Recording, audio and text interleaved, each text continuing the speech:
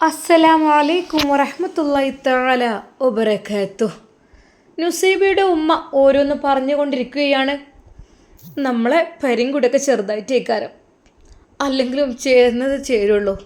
നമ്മളീ പാവപ്പെട്ടവർ അന്ന് തന്നെ അവർ കുട്ടിൻ്റെ ഗ്ലാമർ മാത്രം മതി, സ്വത്തും മുതലും പണ്ടും പൈസയും ഒന്നും ഞങ്ങൾ നോക്കണില്ല എന്ന് പറഞ്ഞിട്ടാണ് ആദ്യം കെട്ടിക്കൊണ്ടത് അവിടേക്ക്. അതൊക്കെ എന്തൊക്കെ തന്നെയായാലും ആകപ്പാടെ പുലിവാലായി. പിന്നെ ഏതായാലും ഓളവിടെ കൊടന്നാക്കി. പിന്നെ ഓനങ്ങോട്ട് കാല് കൊത്തിയിട്ടില്ല. രണ്ടാമത്തത് പിന്നെയും. അപ്പോഴേ എനിക്ക് ഉറപ്പുണ്ട്, പഠിച്ചോനെ എനിക്ക് മനസ്സിൽ കുറച്ചെങ്കിലും ബുദ്ധി ഉണ്ടെങ്കിൽ, അല്ലെങ്കിൽ അതിനെക്കുറിച്ചൊരു ചിന്ത ഉണ്ടെങ്കിൽ അങ്ങോട്ട് കെട്ടിക്കൂല, പണക്കാരോടൊക്കെ കെട്ടിക്കൂല എന്ന് തന്നെ ഞാൻ എൻ്റെ മനസ്സുകൊണ്ട് പറഞ്ഞതായിരുന്നു. നിങ്ങളോട് ഞാൻ പറഞ്ഞ നിങ്ങൾക്ക് ഓർമ്മയില്ലേ, വലിയ പൈസക്കാരോടൊക്കെ കെട്ടിക്കരുത് എന്നുള്ളത്. ഓലൊന്നിനും മടിക്കാത്തോലേക്കാരേ. ഓൽക്ക് ഓരോ ഇഷ്ടത്തിന് ഓരോന്ന് അങ്ങനെ ആക്കും വിചാരിച്ചു കണ്ട് പിന്നെ ഓല ഇട്ടെറിഞ്ഞാണ്ട് പോവും. ഇപ്പം കണ്ടില്ല നിങ്ങൾ, പാവപ്പെട്ടവരോടൊക്കെ കെട്ടിച്ചാൽ മതി. അതിപ്പോൾ ഞാൻ പറഞ്ഞില്ലേ, പാവപ്പെട്ട വെറും കുറഞ്ഞ രീതിയിൽ ശമ്പളം കിട്ടുന്ന ഉസ്താദിനെ പിടിച്ച് കെട്ടിച്ചാലും നല്ല റാഹത്തോടുള്ള ജീവിതം കിട്ടുമായിരുന്നു. പൗറും പത്രാസും കുറച്ച് കുറയും, ശരിയാണ്. കാരണം എന്താ, പാവപ്പെട്ടിട്ടുങ്ങളല്ലേ. ആയിക്കോട്ടെ, റേഷനിൽ നിന്ന് ജീവിക്കാലോ. 5000 ഉറുപ്പ്യ ശമ്പളമാണെങ്കിലും ആ ഒരു ശമ്പളത്തിന് ബർക്കത്തുണ്ടാകും. അതുകൊണ്ട് നല്ലപോലെ ജീവിക്കാലോ. എത്ര ഉസ്താദന്മാരങ്ങനെ കഴിയണേ, 4-5 മക്കളെ ഇട്ടവർക്ക് എന്തെങ്കിലും ഒരു ബുദ്ധിമുട്ടുണ്ടോ? ഉണ്ടാവില്ല. പിന്നെ വെച്ചാൽ എന്തെങ്കിലും കണ്ടറിഞ്ഞ ആൾക്കാർ കൊടുക്കും ചെയ്യും. പള്ളിക്കലായാലും മദ്രസിലായാലും അതൊരു ബർക്കത്ത് തന്നെയാണ്. ഖുർആൻ പഠിപ്പിക്കും, ഓതൊക്കെ ചെയ്യല്ലേ, അതിൻ്റേതായിട്ടുള്ള ബർക്കത്ത് അതിനുണ്ടാവും. ഇത് ഞാനന്ന് പറഞ്ഞതാണ്, എൻ്റെ കുട്ടീനെ ഞാൻ പണക്കാരോടൊക്കെ കെട്ടിക്കരുത്. കാരണം നമ്മളെ കുട്ടീനെട്ട് ഒരു ഇടങ്ങാറാക്കുവേ. എല്ലായിടത്തും അങ്ങനെ തന്നെ. എത്ര പാവപ്പെട്ട പെരി ജീവിച്ച കുട്ടീനെ പണക്കാരോടൊക്കെ കെട്ടിക്കൊണ്ടുപോകുമ്പോൾ ഓൽക്ക് അതിൻ്റേതായ ഒരു കുറവ് അവിടെ ഉണ്ടാവും. ഓല് പറയും, എത്ര ആയാലും ഇല്ലാത്തടത്തുനിന്ന് വന്നതല്ലേ, അത്രയൊക്കെ മതി എന്നുള്ളൊരിതുണ്ടാവും. ഇപ്പം എൻ്റെ കുട്ടി അനുഭവിക്കണം അത് തന്നെയാണ്. ഒരു പ്രാവശ്യമില്ല, രണ്ടാമത്തെ പ്രാവശ്യമാണിത്. ഉമ്മ കരഞ്ഞുകൊണ്ട് പറയുകയാണ്, നുസ്രത്തെ ഈ ഒന്നും മിണ്ടാതിരിക്കുമോ എൻ്റെ നുസ്രത്തെ? എന്ത് ഞങ്ങളീ പറഞ്ഞത്? ഞാൻ നിങ്ങളോട് പറഞ്ഞ വാക്ക് നിങ്ങൾ ആരും എടുത്തില്ല. എനിക്ക് താല്പര്യമില്ലെന്നില്ലല്ലോ പിന്നെ അങ്ങോട്ട് കെട്ടിക്കാനൊക്കെ. ഇപ്പോൾ വരുന്നുണ്ടോ നിങ്ങളെ പുന്നാര മരുമകനെ? നമ്മളെ വീടും പെരയും കൂടെയൊക്കെ കണ്ടില്ലേ, അതൊക്കെ കണ്ടിട്ടായിരിക്കും. പാവപ്പെട്ട ഓടിട്ട വീട് ഒക്കെ കാര് വരാൻ പുതിയാപ്പിളാർ വരുമോ? ഇല്ലല്ലോ, പൊളിഞ്ഞാടാനയക്കണേ. അതെ, നമ്മളോട് ചോദിച്ചാണ് ഷമ്മാസ് നമ്മളെ വീട് നന്നാക്കിട്ടേ. അപ്പോഴാണ് ഉമ്മയുടെ അതിനേക്കാളും ദയനീയമായൊരവസ്ഥ. ഉമ്മയുടെ ദയനീയാവസ്ഥ അല്ല, എനിക്ക് കിട്ടാൻ വേണ്ടിയിട്ട് പറയുന്നല്ല, ഞാൻ പറയാമെന്ന് മാത്രം. കാരണം ഞാൻ ഒന്നും പറയണില്ല. ഇജ്ജ് പറഞ്ഞോ, എൻ്റെ മനസ്സിൽ പറയാനുള്ളതൊക്കെ പറഞ്ഞോ. പക്ഷേ കുറച്ച് പതുക്കെ പറഞ്ഞോ. ആ പെണ്ണ് കേൾക്കണ്ട. പെണ്ണ് കേട്ടാലേ ഓൾ അല്ലെങ്കിൽ തന്നെ ഇടങ്ങാറായി നിൽക്കുകയാണ്. 8ാം മാസമാണ് ആ പെണ്ണിന്. ആ ഒരു സമയത്തൊക്കെ വിഷമിപ്പിച്ചാലുണ്ടല്ലോ, ആ ഒരു വേദന മനസ്സിൽ നിന്ന് മാഞ്ഞു കിട്ടൂല. ഇജ്ജ് ദയവായി ഒന്ന് പതുക്കെ പറയും. അല്ല, ഞാൻ പറയേ, മരുവൻ വരാത്ത അതുകൊണ്ടായിരിക്കും. ഇവിടുത്തെ വീടും ഒക്കെ കണ്ടിട്ടായിരിക്കും. കുറച്ച് കഴിയുമ്പോൾ പണി തോന്നിയിട്ടുണ്ടാവും. കുറച്ച് പണക്കാരോടൊന്ന് കെട്ടിക്കണമെങ്കിൽ, നല്ല അന്തസ്സുള്ളോടത്തുനിന്ന് കെട്ടിക്കണമെങ്കിൽ നല്ല പെണ്ണും നല്ല വീടും ഒക്കെ കിട്ടുമല്ലോ എന്ന് വിചാരിച്ചിട്ടുണ്ടാവും. ഈ എഴുതാപ്പുറം വായിക്കല നുസ്രത്തെ, ആവശ്യമില്ലാത്ത ഈ വെറുതെ പറഞ്ഞുണ്ടാക്കല്ലേ. എന്തിനാണൊക്കെ നമ്മൾ ചിന്തിക്കുന്നത്? എൻ്റെ മനസ്സൊക്കെ അങ്ങനെ തോന്നുകയാണ്. അതൊക്കെ എൻ്റെ കുട്ടി ഇടങ്ങാറാണെങ്കിൽ ആലോചിക്കാൻ വയ്യ. ആ ഫൈസലൊന്ന് കൊണ്ടാക്കി പോയതാണ്. നിങ്ങൾക്ക് ഓർമ്മയില്ല? നിങ്ങൾ മന്തിയൊക്കെ കൊണ്ടുവച്ചാണ്ട് അടുക്കള ഭാഗം വഴി ഇറങ്ങിപ്പോയി തിരിച്ചെത്തിയപ്പോൾ അവൻ്റെ ഒരു പൊടി പോലും കാണാനില്ല. അത്രയ്ക്ക് കണ്ണിച്ചോരല്ലാത്ത സ്വഭാവനോ അവൻ കാട്ടിയിട്ടത്. അതൊക്കെ കഴിഞ്ഞു പോയ കാര്യങ്ങൾ. ദയവായി അതിനെക്കുറിച്ച് മിണ്ടല്ലേ. ഞാൻ എന്താ എനിക്ക് തരേണ്ടത്? ഞാനങ്ങനെ മിണ്ടാതിരിക്കുക. ഞാൻ അവളെ പെറ്റുമ്മല്ലേ, എനിക്ക് എത്ര വേദന ഉണ്ടാവും ഈ ഒരു സമയത്ത് വെച്ചാൽ. നിങ്ങളൊക്കെ എന്നെ അങ്ങനെ ഇട്ട് പോയിനോ? പറയും. 3-4 ഞാനും പെറ്റിക്കണല്ലോ. ഒരു ദിവസം പോലും നിങ്ങളിട്ട് പോയിക്കണോ? ഇല്ല. എനിക്ക് നിങ്ങൾ നയിച്ച് അധ്വാനിച്ച് ഓരോന്ന് എനിക്ക് പൂതിയുള്ളൊക്കെ കൊടുന്ന് തരേനു. അന്ന് പൂതി ചക്കര മുട്ടായിക്കും ചേമ്പിനും ചേനക്കൂട്ടാനും ചക്കക്കൂട്ടാനൊക്കെ ആയിരുന്നു. അന്നൊക്കെ നിങ്ങൾ അത് കിട്ടുന്നിടത്തുനിന്ന് പണിയെടുത്ത് പൈസക്ക് പകരം അങ്ങനെ വാങ്ങിക്കൊടുന്നീനു. നമുക്ക് ഓർമ്മ ഉണ്ടതൊക്കെ. എനിക്കറിയാം 3-4 കുട്ടികളെ ഞാൻ നോക്കിയതും എനിക്ക് വയറ്റിലുണ്ടായതും അതൊക്കെ അന്നൊക്കെ ആണുങ്ങളുടെ സാന്നിധ്യം അതിനാണ് ഏറ്റവും വലിയത്. ആണുങ്ങളെ സ്നേഹത്തോടുള്ള സ്വഭാവം, അവർ പെരുമാറ്റം, അതൊക്കെ തന്നെയാണ്. ഇതിപ്പോൾ ഇത് ഇട്ടെറിഞ്ഞ് പോയ പോലെയാണ്. എനിക്കറിയാം എൻ്റെ വേദന.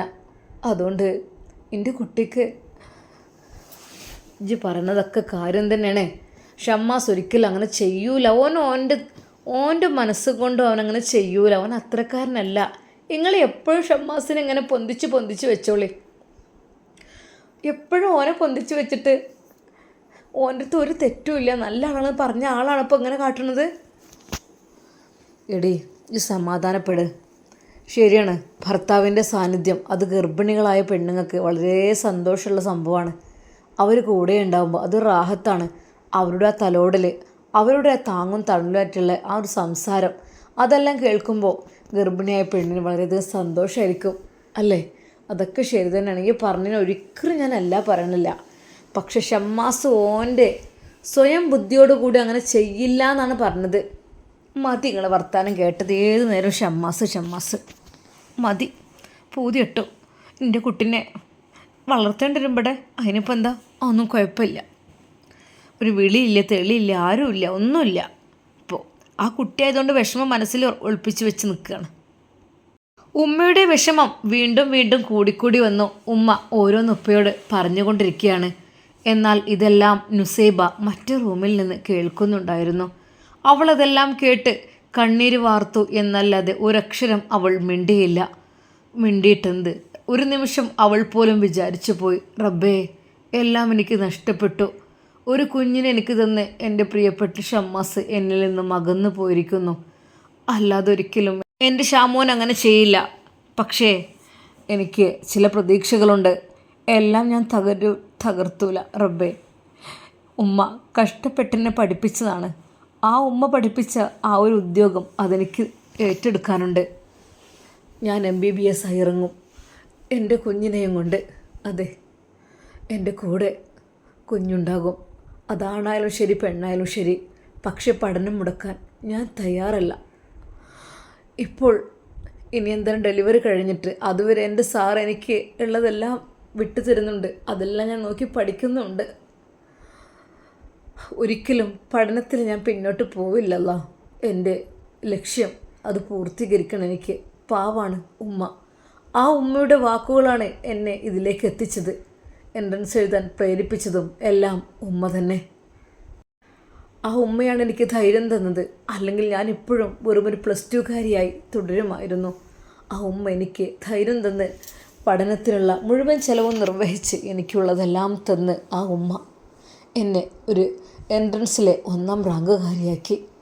ഇപ്പോഴിതാ ഞാൻ ഗർഭിണിയുമാണ്. പക്ഷെ തളരാൻ പാടില്ലല്ലോ. തളർന്നു പോയാൽ എൻ്റെ കുഞ്ഞിനെന്തെങ്കിലും സംഭവിക്കും. തളരാൻ പാടില്ല. മനസ്സിൽ ഒരുപാട് ദുഃഖമുണ്ട്. ഒരുപാട്. അവൾ ഷമ്മാസിൻ്റെ ആ ഫോട്ടോ എടുത്തുകൊണ്ട് ചോദിച്ചു, ഷാമോനെ, നിങ്ങൾ നമ്മളെ മറന്നോ? നിങ്ങൾക്ക് എന്നെ വേണ്ടേ? എന്നെ വിട്ടിട്ട് പോയല്ലേ? സാരില്ല, എന്തൊക്കെ തന്നെയാലും നമ്മുടെ കുഞ്ഞിനെ ഞാൻ പൊന്നു പോലെ നോക്കൂട്ടോ. ഷമോനെ, എനിക്കൊരു കുഞ്ഞിനെങ്കിലും തന്നത് വല്ലാത്ത ഭാഗ്യമായി. അൽഹംദുലില്ലാ. ഷമോനെ, എനിക്ക് കഴിയുന്നില്ല നിങ്ങളില്ലാതെ ജീവിക്കാൻ. അവൾ പൊട്ടിക്കരയുകയായിരുന്നു. പുറത്തേക്ക് ശബ്ദം കേൾക്കാതിരിക്കാൻ അവൾ വായ പൊത്തുകയായിരുന്നു. ഉമ്മയും ഉപ്പയും അത് അറിയാൻ പാടില്ല. എൻ്റെ വിഷമം അവർ കേൾക്കാനും അറിയാനും പാടില്ല. കാരണം ഒരുപാട് സഹിച്ചതാണ് അവരും. പാവം എൻ്റെ പിതാവ് എനിക്ക് വേണ്ടി കുറേ കഷ്ടപ്പെട്ടതാണ്. അന്നത്തെ വിവാഹം, അതിനുശേഷം ഡൈവേഴ്സ് കാര്യങ്ങൾ ഒക്കെ. അന്നൊരുപാട് എൻ്റെ മാതാപിതാക്കൾ കണ്ണീര് കുടിച്ചു. റബ്ബേ, ഇനിയും എൻ്റെ കാരണം കൊണ്ട് അവർക്ക് വേദന അനുഭവിക്കാൻ പാടില്ലല്ലോ. പക്ഷെ ഷമ്മാസിനെ അവൾക്ക് മറക്കുവാൻ കഴിയുന്നുണ്ടായിരുന്നില്ല. ഒരിക്കലും എനിക്ക് മറക്കാൻ കഴിയില്ല. ജീവിതത്തിൽ എന്നും എൻ്റെ ഭർത്താവായിട്ട് ഞാൻ കാണുന്നില്ലെങ്കിലും എൻ്റെ മനസ്സിലുണ്ടാകും. എൻ്റെ കുഞ്ഞിന് ഞാൻ പറഞ്ഞു കൊടുക്കും, പൊന്നുമോനെ, പൊന്നുമോളെ, കുട്ടിൻ്റെ ഉപ്പച്ചിയാണ് കേട്ടോ ഇത്. കുട്ടിൻ്റെ ഉപ്പച്ചിക്ക് എന്നോട് വല്ലാത്ത സ്നേഹമായിരുന്നു. പക്ഷേ ഇപ്പോൾ കുട്ടീൻ്റെ ഉപ്പച്ചി പോയിട്ടോ എന്ന് എൻ്റെ പിഞ്ചു കുട്ടിക്ക് ഞാൻ പറഞ്ഞു കൊടുക്കുമ്പോഴും ഞാൻ കരയില്ല. എൻ്റെ സങ്കടമെല്ലാം ഞാൻ ഉള്ളിലൊതുക്കും. പക്ഷെ അപ്പോഴേക്കും ഞാൻ എൻ്റെ ജീവിതത്തിലേക്ക് കടക്കും. അതെ, നല്ലൊരു ഡോക്ടറാവണം, ഡോക്ടർ ഇറങ്ങണം. ഒരുപാട് പാവപ്പെട്ട അക്ഷരനായ പാവങ്ങളായ എത്തീമുകളായ ആളുകളെ ചികിത്സിക്കണം. അതാണ് എൻ്റെ ലക്ഷ്യം. എല്ലാവർക്കും സൗജന്യമായി അതെൻ്റെ ചിലവിൽ നിന്ന് തന്നെ എടുത്ത് ഞാൻ കൊടുക്കും. ഇൻഷാ അല്ലാഹ് അതാണ് എൻ്റെ ആഗ്രഹം. അല്ലാതൊരിക്കലും ഒരുപാട് സ്വത്തും സമ്പത്തും വാരിക്കൂട്ടാനല്ല ഞാൻ ഡോക്ടറാകുന്നത്. എൻ്റെ ലക്ഷ്യം, ഉള്ളിലെ ആഗ്രഹം അതാണ് റബ്ബേ. എല്ലാവർക്കും സൗജന്യമായി പാവപ്പെട്ടവരെ ചികിത്സിക്കുക, സഹായിക്കുക എന്നുള്ള ലക്ഷ്യമാണ് എനിക്കുള്ളത്. റബ്ബേ, കൈവിടല്ലല്ലാ, നീ മാത്രമുള്ളൂ. നീ മാത്രം എന്നെ നീ കൈവിടല്ലേ. നസീബ കരഞ്ഞുകൊണ്ട് പടച്ച റബ്ബിനോട് ദുആ ചെയ്തു. ഉമ്മയുടെ സങ്കടം തീരുന്നില്ല. ഉമ്മ ഓരോന്ന് പറഞ്ഞുകൊണ്ടിരിക്കുകയാണ് ഉപ്പയോട്. കുറേയൊക്കെ നുസൈബ് കേട്ടു. അവൾ വിചാരിച്ചു, ഇല്ല, ഞാൻ ശക്തമായി വന്ന് പറയേണ്ടി വരും. അവൾ കണ്ണീർ തുടച്ചു. പുറത്തേക്ക് പോയി മുഖമെല്ലാം നന്നായിട്ട് കഴുകി. ഉമ്മ അടുക്കളയിലാണ്. ഉപ്പയും ചുണ്ടിലൊരു ചിരി വിടർത്തിക്കൊണ്ട് അവൾ വന്നു. ഉമ്മ. ഓളെ. അല്ലമ്മ, എന്ത് നിങ്ങൾക്ക് അറിയണത്? ശരിക്കും ഉപ്പ ഞെട്ടിപ്പോയി. റബ്ബേ, ഈ പെണ്ണെന്താ? സങ്കടവും വേദനയൊന്നും ഇല്ലല്ലോ ഇവൾക്ക്. ഉപ്പ. ഉമ്മ എന്തിനാ കരയണത്? മോളെ, എൻ്റെ കാര്യം ആലോചിച്ചിട്ടെന്നെ. ഉമ്മ കരയാതിരിക്കോ? ഉമ്മ എന്തിനാ കരയുന്നത്? ശരിക്കും നുസൈബയുടെ ആ ഒരു ധൈര്യം കണ്ട് ഉമ്മ പോലും ഞെട്ടിപ്പോയി. മോളെ, ഉമ്മ കരയാതിരിക്കോ? എന്തിനാ കരയുന്നത്? അല്ലാഹു സുബ്ഹാനഹു വ തആല നമുക്ക് എന്ത് കൽപ്പിച്ചിട്ടുണ്ടാവും അത് നമുക്കുണ്ടാവും എന്നല്ലേ പടച്ച റബ്ബ് നമുക്ക് വിധിച്ചതായിരിക്കും ഉമ്മ ഇതൊക്കെ. അതെ, എന്ന് കരുതിയിട്ട് നമ്മളിങ്ങനെ കരഞ്ഞിരുന്നിട്ട് എന്ത് കാര്യം ഉമ്മ? നമ്മൾ നമ്മുടെ കാര്യത്തിലേക്ക് കടക്കണമല്ലോ ഉമ്മ. ഇൻഷാ അല്ലാഹ് എല്ലാം കഴിഞ്ഞിട്ട് എനിക്ക് ഡോക്ടർ വിഭാഗം അത് കംപ്ലീറ്റ് ആക്കാൻ വേണ്ടി പോകണം. ഇപ്പോഴും എനിക്ക് സാറ് വിട്ടിരുന്ന നോട്ട്സും കാര്യങ്ങളും ഒരുപാട് പഠിക്കാനുണ്ട്. അതുകൊണ്ട് തന്നെ വേറൊന്നിലും ചിന്ത കൊടുക്കുന്നില്ലമ്മ ഞാൻ. അതൊക്കെ കഴിഞ്ഞിട്ട് എനിക്ക് MBBS കംപ്ലീറ്റ് ആക്കിയിട്ട് അതെ ഒരുപാട് പ്രാക്ടിക്കലും കാര്യങ്ങളൊക്കെ ഉണ്ടാകും ഉമ്മ. അപ്പോൾ വാവയെ ഉമ്മ നോക്കൂലേ? നുസീബയുടെ ആ ഒരു വാക്ക് കേട്ട് ഉമ്മയും ഉപ്പയും പൊട്ടിക്കരഞ്ഞു പോയി. മോളെ. എന്തുമ്മ നിങ്ങൾ കരയാതെ കാര്യം പറയും? മോളെ, ഉമ്മാൻ്റെ കുട്ടി എന്തൊക്കെയാണ് തീരുമാനിക്കണത്? ഉമ്മ, നമ്മൾ പടച്ച റബ്ബ് ഒരാളെ കണ്ടൊരാളെ പടക്കില്ല എന്നറിയില്ലേ? അല്ലാഹു സുബ്ഹാനഹു വ തആല നമ്മളെ സൃഷ്ടിച്ചിട്ടുണ്ടെങ്കിൽ നമ്മുടെ ജീവിതത്തിൽ പലതും സംഭവിക്കും. അതിലൊക്കെ നമ്മൾ ഒരുപാട് കരഞ്ഞു തളർന്നാൽ ഉമ്മ നമ്മളെ പറ്റി താഴ്ന്നു പോകുകയായിരിക്കും. ഒരിക്കൽ പോലും നമ്മൾ അങ്ങനെ വിചാരിക്കരുത്. പടച്ച റബ്ബുണ്ട്. ആകാശത്തിലുടനീളം ഉള്ളതാണെങ്കിൽ പോലും പടച്ച റബ്ബ് വിചാരിക്കാതെ നമുക്കത് കിട്ടില്ല. നമ്മുടെ ചുണ്ടുകൾക്കിടയിലാണെങ്കിൽ പോലും അല്ലാഹു സുബ്ഹാനഹു വ തആല വിചാരിച്ചാൽ മാത്രമാണ് നമുക്കത് കഴിക്കാൻ കഴിയുകയുള്ളൂ. അങ്ങനെയല്ലേ? അനന്തകോടി ആകാശത്തിലെ എല്ലാ ഗ്രഹങ്ങളെയും നിയന്ത്രിക്കണമെന്നൊക്കെ പടച്ച റബ്ബാണ്. ഓരോ വ്യക്തിയെയും, ഓരോ മനുഷ്യനെയും, ഓരോ ജീവികളെയും അവരുടെ ജീവിതത്തിൽ എന്തെല്ലാം വരുമെന്ന് വിചാരിക്കുന്ന പഠിച്ചോനല്ലേ ഉമ്മ. അപ്പം പിന്നെന്താ നമുക്ക് ടെൻഷൻ? നുസൈബയുടെ ആ ഒരു വാക്ക് കേട്ട് ഉപ്പ പറഞ്ഞു, മോളെ, എൻ്റെ കുട്ടി കുറേ വിദ്യ അഭ്യസിച്ചുല്ലേ?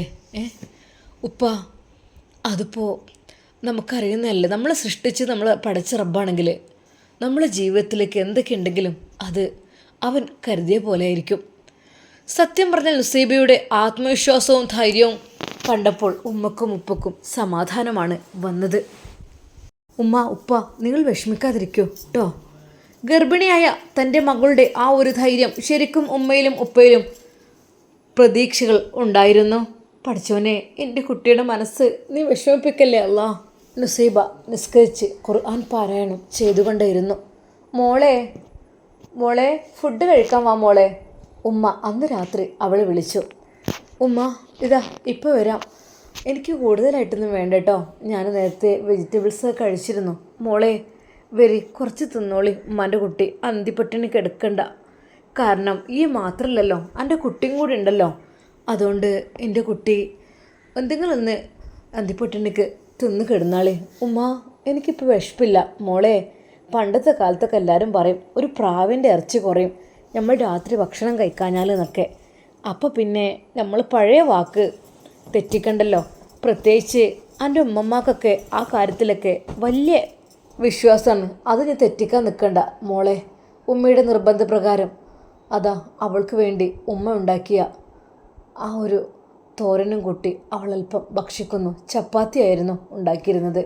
രാത്രി ചോറ് വേണ്ടെന്ന് വിചാരിച്ചു. വെജിറ്റബിൾ കറിയായിരുന്നു അവൾ ഉപയോഗിച്ചത്. ഉമ്മ മതി. മോളെ മതിയോ?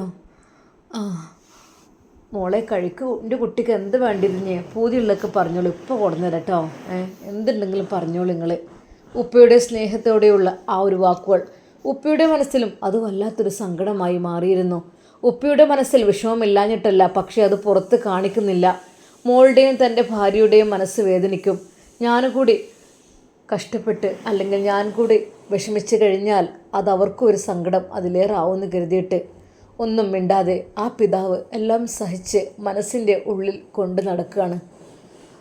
ഉപ്പയുടെ മനസ്സിലും ഇല്ലായിട്ടല്ല, ഉപ്പയുടെ മനസ്സും മന്ത്രിക്കുന്നുണ്ട്. ഷാമോനെ പന കുട്ടി എന്താ അങ്ങനെ ചെയ്തത്? പന കുട്ടി എവിടെയാണ്? പന കുട്ടി അങ്ങനെ ചെയ്യില്ലല്ലോ, എന്താ പറ്റിയത്? മനസ്സിനുള്ളിൽ ഒരുപാട് ചോദ്യങ്ങളുണ്ട് ഷാമോനോട് ചോദിക്കാൻ. പക്ഷേ ഇല്ല റബ്ബേ, നമ്മളുടെ ഇഷ്ടത്തിന് ചോദിക്കുന്നതൊന്നും ശരിയല്ലല്ലോ റബ്ബേ. ആ പിതാവിൻ്റെ മനസ്സും ഉരുകുകയായിരുന്നു തൻ്റെ പൊന്നുമകളെക്കുറിച്ചോർത്ത്. അല്ലാ, എൻ്റെ കുട്ടി കുറേ വിഷമിച്ചതാണ്, കുറേ സഹിച്ചതാണ് റബ്ബേ. ഇനിയും എൻ്റെ കുട്ടിയെ നീ പരീക്ഷിക്കല്ല അല്ലാ. ആ പിതാവിൻ്റെ മനസ്സും തേങ്ങുകയായിരുന്നു. അന്ന് രാത്രി കിടക്കുവാൻ നിൽക്കുമ്പോഴും ഉമ്മ പറഞ്ഞത് വല്ലാത്ത സാധനം തന്നെ കേട്ടോ. ഓനെ നമ്മളൊക്കെ നല്ലതാന്ന് വിചാരിച്ചു. വലിയ ആൾക്കാരുടെ സ്നേഹമുള്ള ആള്, പേര് കിട്ടാൻ വേണ്ടിയാണ്ട് വീടും കാര്യങ്ങളും സഹായം ചെയ്യുന്ന ആള്. പക്ഷേ എൻ്റെ കുട്ടിനോട് ഓൻ ചെയ്യുന്നത് ഒരിക്കലും ശരിയല്ല. മനുഷ്യസ്നേഹമല്ലാത്ത ഒരു സാധനം. നുസ്രത്തെ, ഈ ചെറിയൊരു ഇത് വരുമ്പോഴേക്ക് ഇത്രമാത്രം ഇങ്ങനെ പറയാൻ എന്ത് കാര്യത്തിനാണ്? ഒരു മനുഷ്യൻ്റെ അവസ്ഥ നമ്മൾ മനസ്സിലാക്കണം. എന്താണ് പറ്റിയത്, എന്താ ഏതെന്നറിയാതെ നമ്മൾ എന്തെങ്കിലുമൊക്കെ പറഞ്ഞിട്ട് കാര്യമുണ്ടോ? ഒന്ന് ആലോചിച്ച് നോക്ക്. നമുക്ക് നോക്കാം എന്താണെന്നുള്ളത്. കുറേ ദിവസമായില്ല ഇപ്പോൾ ഇത് തുടങ്ങിയിട്ട്. എത്ര ദിവസമാണ് ആയത് എനിക്കറിയില്ലേ? നുസിനെ ഇവിടെ എന്നാ കൊണ്ടുവന്നാക്കിയത്? നീ ഒന്ന് ക്ഷമിക്കുക. എന്തെങ്കിലുമൊക്കെ ഒരു കാരണം ഉണ്ടാവും. ഒരു മനുഷ്യൻ വെറുതെ അങ്ങനെ എന്തെങ്കിലും ചെയ്യുമോ? ഇല്ല, ഒരിക്കലും ഇല്ല. നീ ഒന്ന് സൈലൻ്റ്, നീ ഒന്ന് വിഷമിക്കാതിരിക്കും പെണ്ണേ. ഉപ്പയുടെ ആ ഒരു വാക്കുകൾ കേട്ട് ഉമ്മ പറഞ്ഞു, എൻ്റെ കുട്ടീൻ്റെ ഭാവി എങ്ങാനും തകരട്ടെ. അപ്പം ഞാൻ പറഞ്ഞില്ല ബാക്കി എല്ലാവരും കൂടി ഓരോരുത്തരൊരു കല്യാണത്തിന് നിൽക്കലും എത്ര എളുപ്പമുണ്ടായിരുന്നു. എൻ്റെ കുട്ടിക്ക് എന്നേ പറ്റട്ടെ. അപ്പം ഞാൻ പറഞ്ഞു കേട്ടോ. ഉമ്മ കുറച്ച് വാശിയിൽ തന്നെയാണ്.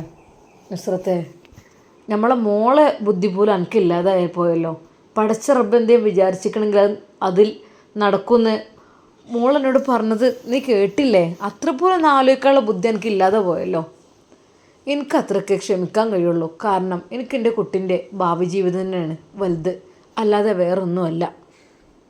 കാണാൻ കുറച്ച് ഗ്ലാമറുള്ള ആണുങ്ങളായാലേ ഓല നോക്കാനും പിടിച്ചാനും ഓലത് പിടിച്ചെടുക്കാനും പെണ്ണുങ്ങളുണ്ടാവും ഇഷ്ടം പോലെ.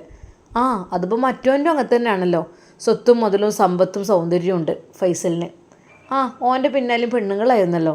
ഇപ്പതാ ഇവനും കാണാൻ കുഴപ്പമില്ല. അപ്പോൾ ഓരോരുത്തരും വലയിലൊക്കെ കണ്ട് വീഴ്ത്തും. അതന്നെയൊക്കെ ആയിരിക്കും. പാവൻ്റെ കുട്ടി എല്ലാം കണ്ടും കേട്ടും ഇടങ്ങാറായി നിൽക്കേണ്ട ഒരവസ്ഥ ആയിപ്പോയി. നുസേബയുടെ വീട്ടിൽ അന്നും സമാധാനമില്ലാത്ത ആ രാത്രി. നുസേബിയാണെങ്കിൽ ദിക്റുകൾ ചൊല്ലിക്കൊണ്ട് അള്ളാഹുവിനോട് മാത്രം കരഞ്ഞ് കീണപേക്ഷിച്ച് നിൽക്കുന്നു. അല്ലാ, നീ എന്നെ കൈവിടരുത് മതി.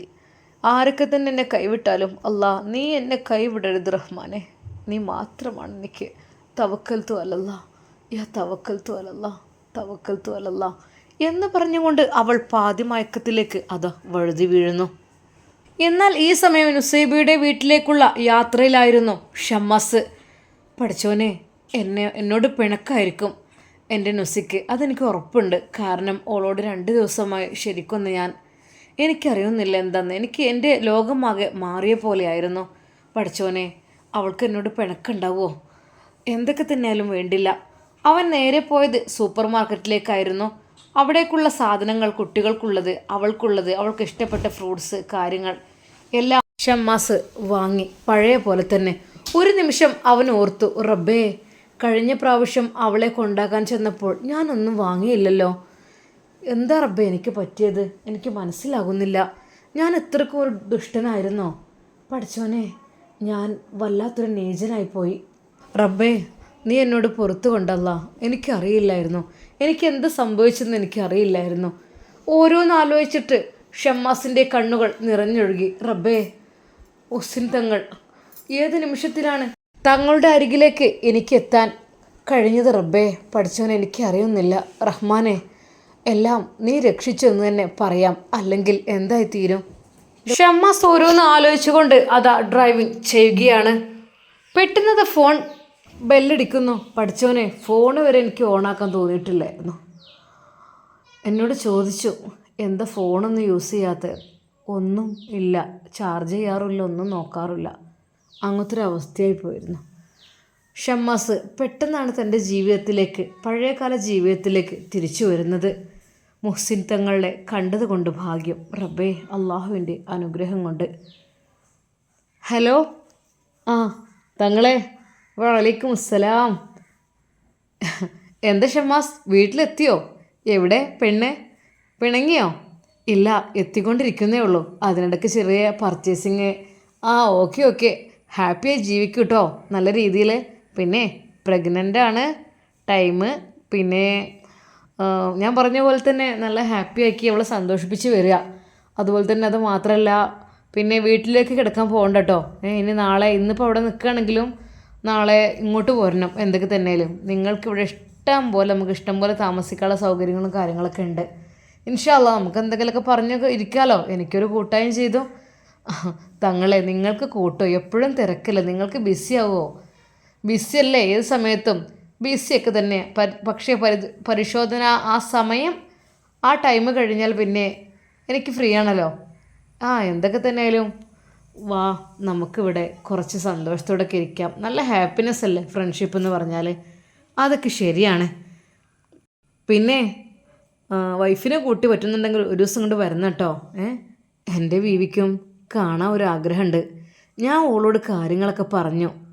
എൻ്റെ ബീവി, ഓൾക്ക് എൻ്റെ പെണ്ണുങ്ങളെ കാണാൻ ആഗ്രഹമുണ്ട്. അപ്പം ഞാൻ പറഞ്ഞു, നമുക്ക് ഇൻഷാ അല്ലാ ഒരു ദിവസം അങ്ങോട്ട് പോകാം എന്ന് പറഞ്ഞിട്ടുണ്ട്. എന്തൊക്കെ തന്നെ നോക്കാം. അല്ലെങ്കിൽ പിന്നെ പറ്റുന്നുണ്ടെങ്കിൽ ഒന്ന് ഇങ്ങോട്ടും വാ. എന്തായാലും ഒന്ന് നല്ലതല്ലേ കേട്ടോ. ഇൻഷാ അല്ലാ ഞാൻ നോക്കട്ടെ കേട്ടോ. സമാധാനത്തോടു കൂടി, സന്തോഷത്തോടു കൂടി തൻ്റെ പ്രിയപ്പെട്ട ഭാര്യയുടെ അരികിലേക്ക് അതാ ഷമ്മാസ് പോകുകയാണ്. ഒരുപാട് സ്വപ്നങ്ങളുണ്ട്, പ്രതീക്ഷകളുണ്ട്. തൻ്റെ പ്രിയപ്പെട്ട, തൻ്റെ പൊന്നു നുസൈബയെ ഒന്ന് കാണുവാൻ, അവളോട് അല്പനേരം സംസാരിച്ചിരിക്കാൻ, തൻ്റെ തെറ്റുകൾ എല്ലാം തുറന്നു പറയാൻ, അതെല്ലാം ഒരുപാട് പ്രതീക്ഷകളോടെയാണ്. പക്ഷേ ഷമ്മാസിന് മനസ്സിനുള്ളിൽ തെല്ല് ഭയമുണ്ട്. പഠിച്ചോനെ, ഇനി വീട്ടുകാരും ഉമ്മയും ഉപ്പയും എന്തെങ്കിലും പറയാവോ? എനിക്കറിയുന്നില്ല. എന്തൊക്കെ തന്നെയാലും വേണ്ടില്ല. എന്നാൽ ഷമ്മാസ് അതാ ആ വീട്ടിലേക്ക് കടക്കുവാൻ വേണ്ടി നിൽക്കുകയാണ്. വെറും 5 മിനിറ്റ് മാത്രമാണ് ഇനി യാത്രയുള്ളത്. ഷമ്മാസ് പ്രതീക്ഷയോടെ അന്ന് വണ്ടി നിർത്തിയ ആ ഒരു ഭാഗത്തേക്ക് വണ്ടി നിർത്തി. വീടിൻ്റെ മുറ്റത്തേക്ക് അങ്ങോട്ട് വണ്ടി പോകാത്തത് കൊണ്ട് തന്നെ ആ വഴിയിലാണ് സാധാരണ രീതിയിൽ നിർത്താറുള്ളത്. രാത്രിയുമാണ്. ഷമ്മാസ് അതാ കാറിൻ്റെ ഡിക്കി തുറന്ന് സാധനങ്ങളെല്ലാം പുറത്തെടുത്തു. വണ്ടി ഓഫ് ചെയ്ത് അവൻ സാധനങ്ങളുമായി അതാ വീട്ടിലേക്ക് കയറി ചെല്ലുന്നു. പഠിച്ചോനെ, നല്ല കാറ്റും മഴയൊക്കെ ഉണ്ട്. ബെല്ലൊന്നും അടിച്ചിട്ട് അടിയൊന്നുമില്ല. ബെല്ല് അടിച്ചു നോക്കിയിട്ടും ഇല്ല, കറണ്ടില്ലെന്ന് തോന്നുന്നു. പാവം, ഇൻവേർട്ടറും ഒന്നും ഉണ്ടാവില്ലല്ലോ. ഷമ്മാസ് പ്രതീക്ഷയോടെ അവരുടെ വാതിലിൽ മുട്ടി. നുസീബ. വാതിലിൽ മുട്ടി. എങ്കിലും ആ ഒരു മുട്ട് കേട്ട് ഉമ്മ പറഞ്ഞു, അതെ, വാതിലിനെ മുട്ടണേ. വേണ്ട, നിങ്ങളാരും പോകണ്ട. നുസീബും എഴുന്നേറ്റു. വേണ്ട, ഞാൻ പോയിക്കോളാം, നിങ്ങളൊക്കെ ഒന്ന് മാറിക്ക്. ഉപ്പ മുന്നിലേക്ക് നടന്നു. ഉപ്പ, ആരെ ഈ സമയത്ത്? മോളെ, ഞാൻ നോക്കിയിട്ട് വരാം, അവിടെ പോയിരുന്നോളെ. വീണ്ടും വാതിലിൽ നുസി, ഒരു വിളിയും കേൾക്കണ്ടല്ലോ. ഉപ്പ പ്രതീക്ഷയോടെ അതാ വാതിൽ തുറക്കുന്നു. ആരെ വിചാരിച്ചിട്ട്. ഉപ്പ, അസ്സലാമു അലൈക്കും. വലൈക്കും അസ്സലാം.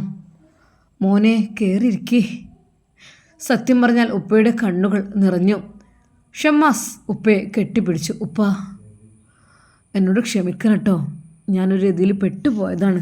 മോനെ, സാരമില്ല, എനിക്ക്. അകത്ത് നിന്ന് ആരാണ്? പഠിച്ചവനെ, ഉപ്പാനെ കാണുന്നില്ലല്ലോ.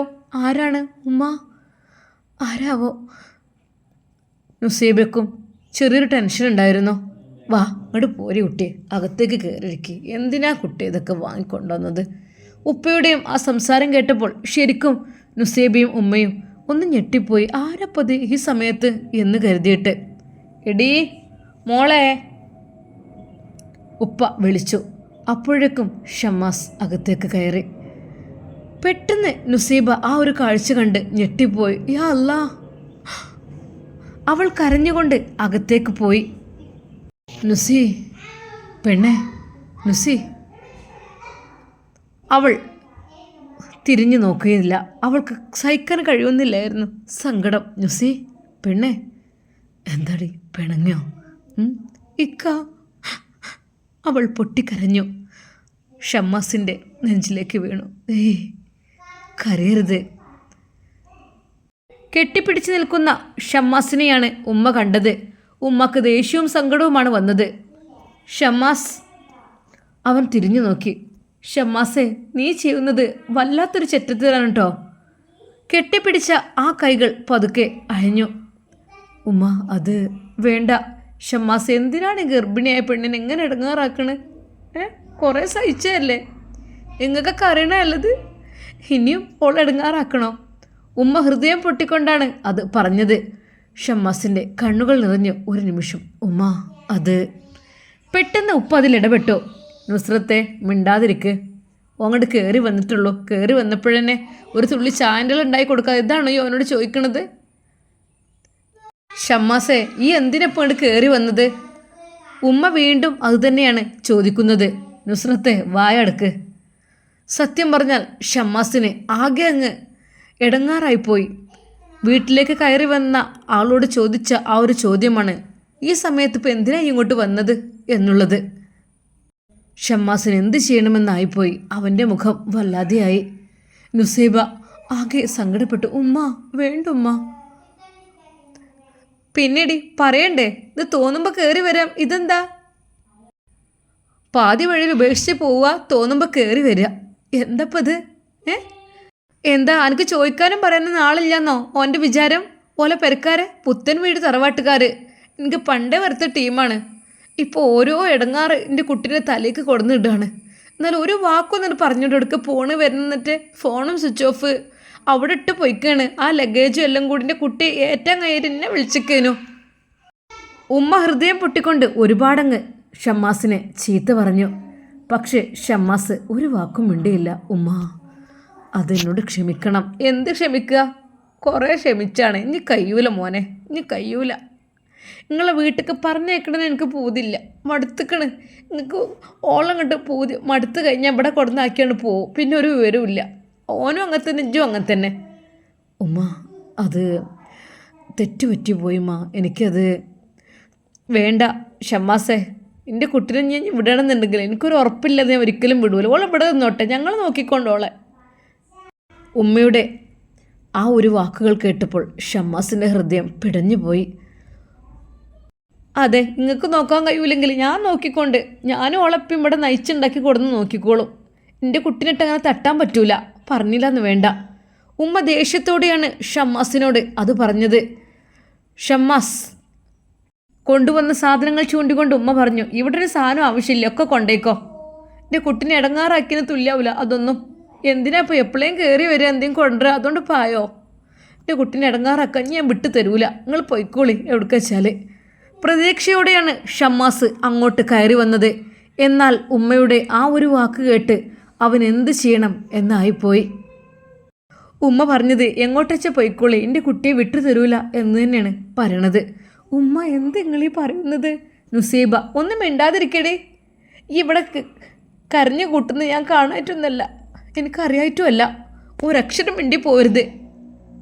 നുസ്രത്തെ, ഒന്നും മിണ്ടാതിരി. മോനെ ഷാമോനെ, ഉമ്മാൻ്റെ സങ്കടം കൊണ്ട് പറയാൻ കേട്ടോ. അതെ, എൻ്റെ കുട്ടിയെ നോക്കണമെന്നുള്ളൊരു നല്ല മട്ടത്തിൽ നിന്നാൽ മതി, അല്ലെങ്കിൽ ഇവിടെ നിൽക്കണമെന്ന് ഒരു നിർബന്ധമില്ല. സങ്കടത്തോടെ ഷമ്മാസ് കോലായിലേക്ക് ഇറങ്ങി. അതെ, പ്രതീക്ഷയോടെ വന്നതായിരുന്നു. പക്ഷേ ഈ വീട്ടിൽ നിൽക്കുവാൻ എനിക്ക് അവർ സമ്മതം തന്നിട്ടില്ല. ഒരിക്കൽ കൂടി നിറകണ്ണുകളോടെ തൻ്റെ നുസിയെ അവൻ നോക്കി. ഇക്ക പോവല്ലേ? നുസി, ഞാൻ പോകട്ടെ. ഞാൻ ചെയ്തത് തെറ്റാണ്, എനിക്ക് നന്നായിട്ടറിയാം. ഇതെനിക്ക് ഉള്ള ശിക്ഷ തന്നെയാണ്. ഷമ്മാസ് വിതുമ്പി. മോനെ, ഈ നട്ടപ്പാതിരാക്കി ഞാൻ എടുക്കാം. എങ്ങോട്ടാ മോന് പോകുന്നത്? ഉപ്പ, ഞാൻ ഒരുപാട് തെറ്റ് ചെയ്തില്ലേ?